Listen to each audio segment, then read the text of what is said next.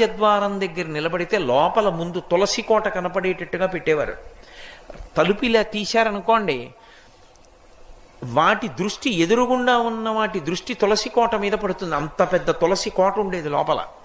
ఆ తులసి కోట కానీ ఎదురుగుండా ఉందనుకోండి, మీరు లోపలికి రావాలంటే ముందు తులసి కోట చూస్తే తప్ప ఇంకోటి కనపడదనుకోండి. లోపలికి వచ్చే ముందు ఉగ్రభూత ప్రవేశం ఉండదు. ఆ ఇంట శక్తి నిలబడుతుంది. కారణం ఏమంటే ఆ తులసికి ఉండేటటువంటి శక్తి అటువంటిది. కాబట్టి ఆ తులసి గురించి చెప్తూ ఒక మాట అంటారు. ఆమె కళ్యాణి అని ఆవిడికి పేరు. కళ్యాణి అంటే సమస్త శుభములనిస్తుంది తులసి చెట్టు.